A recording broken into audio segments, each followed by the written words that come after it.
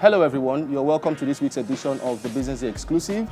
Today we have Patrick Njoroge, the former Central Bank of Kenya governor, who will be talking to us today about his experience as a central bank governor in Kenya, his milestones and successes, as well as some of the interesting discoveries he made during his short stint here in Nigeria. During your tenure as the governor of the Central Bank of Kenya, you split a lot of hairs, especially for your tight grip on the banking system. But you still ended up winning 4 awards as the African Central Banker of the Year during your 8-year stint. So, what memories have remained with you from your time as CBK governor today? Basically, the 8 years were, I would say, very eventful. A lot of events.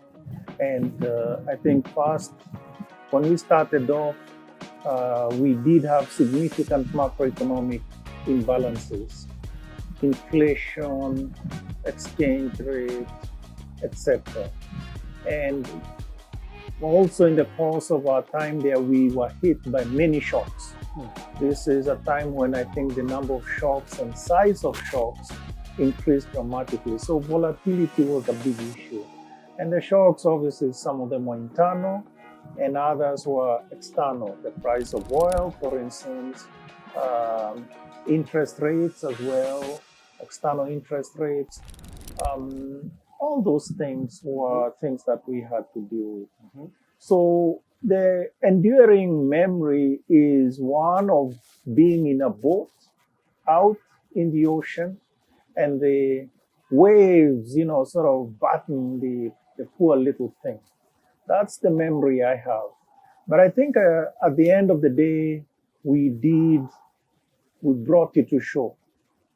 And it is true, maybe there were some large waves that almost capsized the entire economy. For instance, the interest rate caps that were imposed, and also some banking sector shocks. 3 banks were closed, and other shocks like that.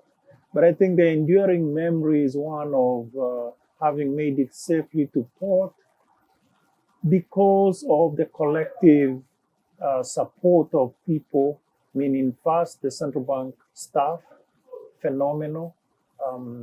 Secondly, all the banking sector operators working, understanding their role, and of course, more generally, the political class, meaning the administration supporting us in our objectives. So we believe that the enduring memory I have is one of having strengthened the system and leaving a better fit for purpose financial sector.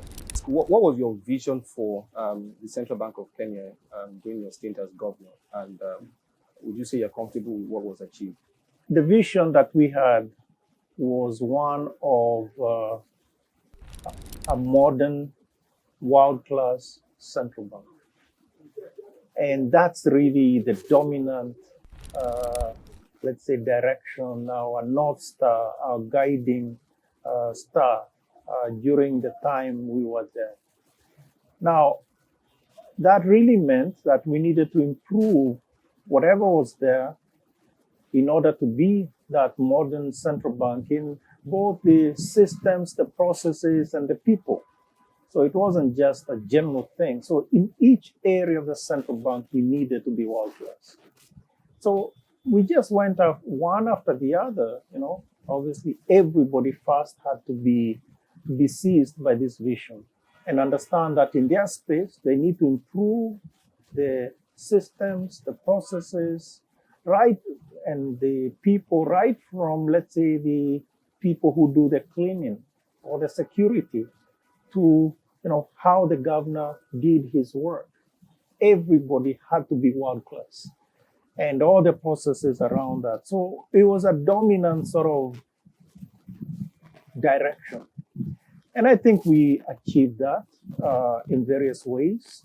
And I think it's a vision that continues to guide the central bank after we've left the place. But I think it is something that we can say we are proud of, because in some areas, actually, it is true. There has been recognition even externally.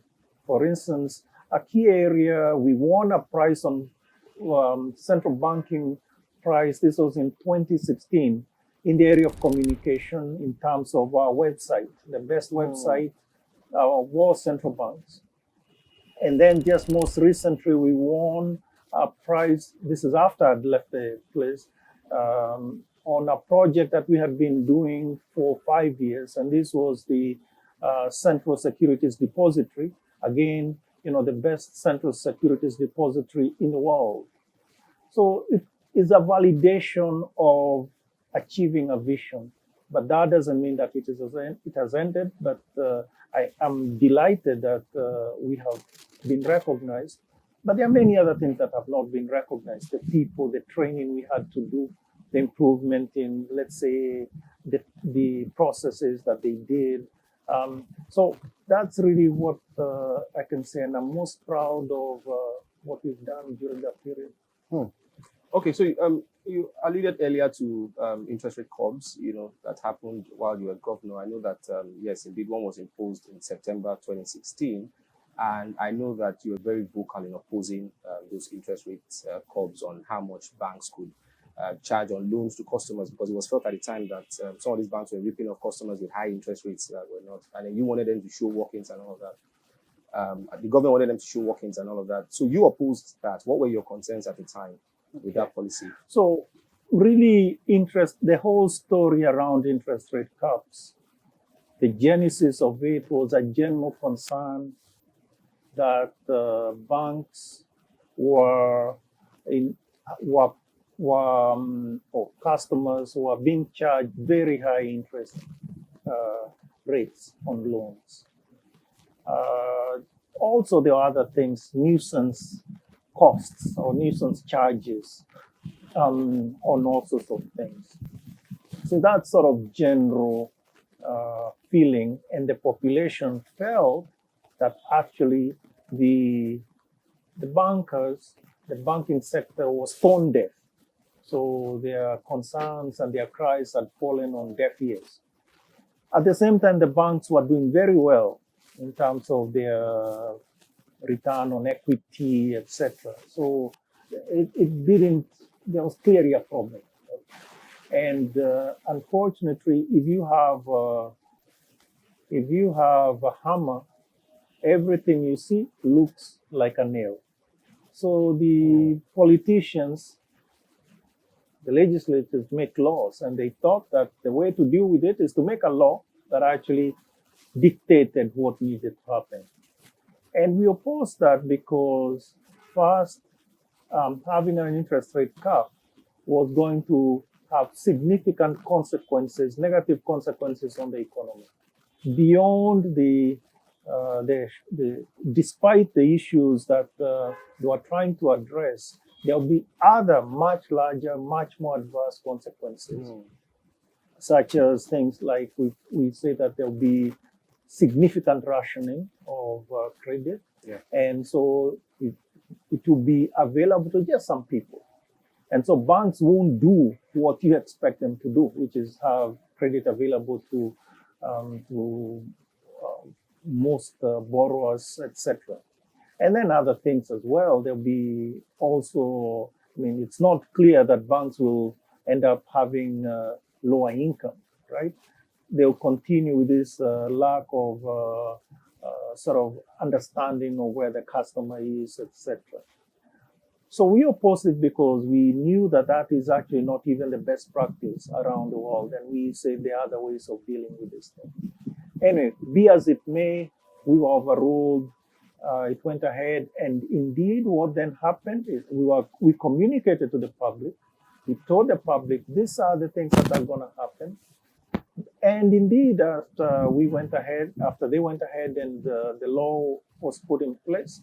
It was put in place on September 14th, 2016, which was the 50th anniversary of the central bank. So that was a 50th anniversary gift on that very day. So the point is that what the consequences were exactly as we had mentioned, and indeed as dire. And they pushed down the economy, and it became clear that we were right after all. And therefore, in the end, the, the interest rate caps were lifted, were removed. But in the interim, we had been working with the banks to make them much more customer centric. That's really what we thought the dominant solution would be.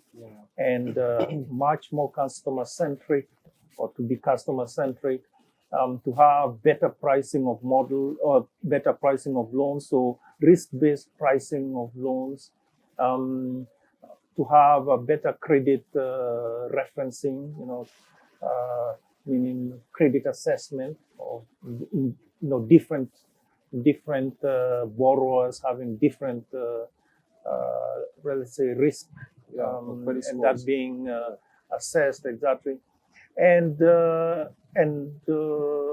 basically those are things that we put in place in the context of a new banking charter, which we introduced later and has remained in place. So I think the banking sector now is stronger. So in a sense, from a difficulty, we got a strength, we drew out a strength. And I think the banking sector was therefore, in some sense, saved. And customers were also saved in this regard. I mean, it's not much different in Nigeria, because you hear people also talk about how, banks are not necessarily giving out loans at favorable interest rates. You feel like they're being ripped off as well. I think Kenya probably offers a good example why such interest caps on how much banks can price their loans would never work, really. It ends up being counterproductive. I think it's important for us to learn from each other. Yeah. The experiences of Kenya on interest rate caps have actually been picked up by other countries that maybe where there are those same concerns. But at the end, we need to appreciate that you cannot. At the end, the laws of economics apply. Precisely. And there are differences across countries, but laws of economics apply. Yeah. And it is important, therefore, for banks to be customer-centric and improve. And there's an entire framework that they need to put in place in order to be to have risk-based pricing of loans, etc. But it is important to walk that journey. Yeah, you don't start at the end. You start where you are and continue on that journey. Okay. So, are there any parallels you see between the Kenyan banking sector at the time where you were central bank governor and the Nigerian banking sector today? Well, I don't know. I've only been here a week, so I mean, there's no way I can pretend to be an expert, or I mean, more about the banking sector here, or virtually every Nigerian knows more about the banking sector here than I do. The thing that has struck me while I've been here is just like the number of bank branches that you have. I mean, I've just going down one of the streets, there are like 10 of these branches. Yeah.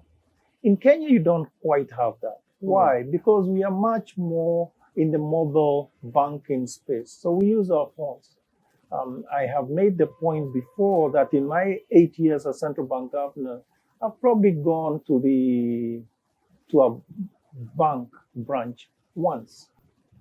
And since then, in the last 1 year, I haven't been to a branch. I don't need to. Why? Because most of all my transactions are on the phone. I can do it from the comfort of my home, etc. You can also do online, like on the laptop, etc. But most of us are in the space of mobile banking, using our handheld devices. Precisely, yeah. And so you can do a lot of that.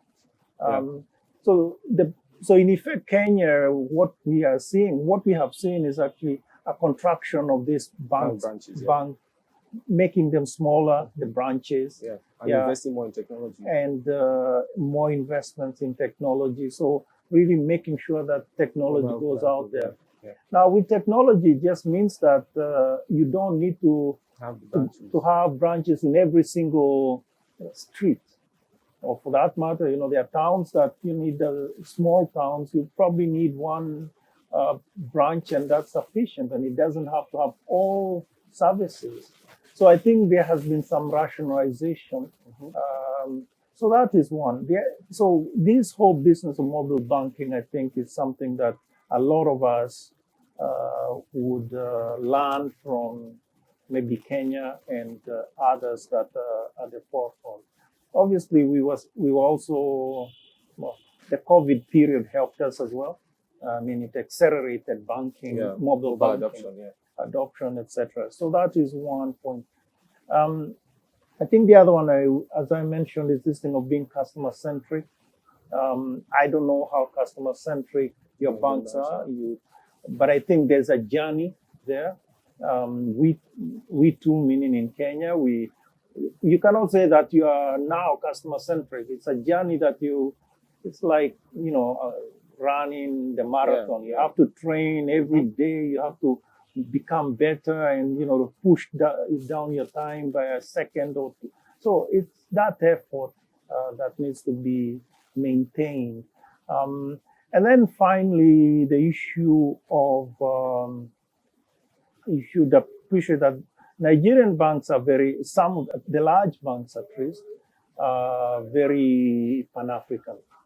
They're extended in Africa. And indeed, you have 3 jurisdictions that you could say have Pan-African banks. Yeah, Nigeria, South Africa, and Kenya. And the issue is, how are they working in those other jurisdictions? Are they becoming, they're not just taking what they know here. They're actually serving those jurisdictions, the best they can with the services. So I think those are the 3 areas that I'll probably flag that we need to learn from each other. So I want to take you back to an interview that you did at Yale University, where you said one of the biggest challenges you faced, during your time as the CBK governor was having to close down the mid-sized lender Chase Bank in 2016. Can you speak to some of the challenges you faced? What made it so challenging? Basically, the closing of a bank is a difficult decision. But I think it is also important to understand that it is not like you go out and turn on a switch or turn off a switch. There's an entire process, right? And from a point of view of, a bank may have difficulties and it's supported in particular ways, etc. And to a point where you just realize that this is untenable. And the decision, after carefully weighing that, then one decides to close it. I think the issue of closing banks in general is one of the impact on people. I would like to ask this question about Nigeria, as well as other African countries, are putting up reforms to ensure that they improve dollar liquidity in the foreign exchange markets, as well as improve investor confidence. What would you say how would you assess the pace of these reforms? Wow, how much time do you have? I mean, that's maybe something that one can write, many PhD dissertations on. But anyway, in sum, I think it is important to understand the following. First, the context of every economy. There are no 2 economies that are identical. And so the specificity of every economy, and the specificity maybe even the way people deal with things, the way people deal with banks, things like that. So, and then the other one, which is important, which is, let's say, the fundamental, or the foundation of some of these things, is the macroeconomic strength, the strength of the macroeconomic framework. Right? I mean, think about the standard macroeconomic measures of macroeconomic performance, right? Things like inflation. How well are we doing on that? How well are we doing on growth, the economic activity, and also things about where are we in terms of the development of the various markets. Now, at times we think that there's only one market, which is the foreign exchange market. That's not true. There are many markets. You have the goods market, which is how you get your inflation numbers. You also have the money market, that's another price. You have the labor market, which is the unemployment and sort of thing. Um, and it goes on. Yeah. Right? So I'm making the point that that defines the context of what happens in Yeah. terms of Of the the reform. reforms. Um, and uh, and that's where you always start. Hmm. And then you begin to build the institutions in each one of these areas. You cannot build on sand. You should not build on sand, even though it's very easy to begin building on sand, you know. So yes, maybe if you have sand, you have to drive some piles down there to support what's going to happen. Mhm. And I think that's where the regulators are in many areas in Africa. Now, it doesn't mean that all of us, all the reforms are the same across countries, are all at the same place. Yeah, we talked about, for instance, mobile banking, where Kenya is much further ahead. Yeah? That has its implications, for instance, on the effectiveness of monetary policy. Yeah, and the instruments that you have. So I'm trying to make the point that that context is really the one that you have to begin with, and there's no one size fits all. But in general, um, in each economy, you need to assess the stability, macroeconomic stability. If you haven't dealt with that, gotten a sort of a reasonably stable macroeconomic, at least from a point of view, macroeconomic indicators, then you have some ways to go. I think, yeah, but I think you don't have to have it Perfect. perfectly right. But I mean, inflation needs to be brought under control, yeah, and even as you're doing other things. Why? Because that actually determines, even you mentioned investor confidence. Yeah. That determines that. It determines even the premium, the risk premium that maybe some investors will demand in order Yeah. to invest in you. So it has macroeconomic impact today and in the future. At the same time, you are working to strengthen the instruments, for instance, monetary policy instruments. And this, I think, for instance, working towards moving, what are the instruments that are used in terms of guiding monetary policy? There's the whole business of inflation targeting. In order to get there, you need to build a whole lot of infrastructure Mhm. to support that. And the infrastructure means building institutions, yeah, building capacity in those things. I want to finish by saying that if the banking sector doesn't work correctly, the economy stumbles. Sure. And this is from a point of view of even, let's say, risk management. We talked about that. Mhm. From a point of view of directing investments to the most, let's say, effective, greatest return, those things won't happen. You can also talk about intermediation of savings. Um, so all that won't happen if indeed we have a weak banking sector. Precisely. Yeah. And I think banks are not just trading; they're supposed to do all those Yeah. things. And I think that's the journey. And I guess that's why a lot of African economies are prioritizing strengthening the banking sector, at this time to just ensure that they get their economies up and running. What would you say are your thoughts on how to go about this? Because during your tenure as Central Bank of Kenya's governor, you also went about the same purpose of, just trying to strengthen the banks in Kenya as well. No, I mean, one needs to be clear. Starting point. All jurisdictions are not the same. All Sure. economies are not the same. Mhm. So what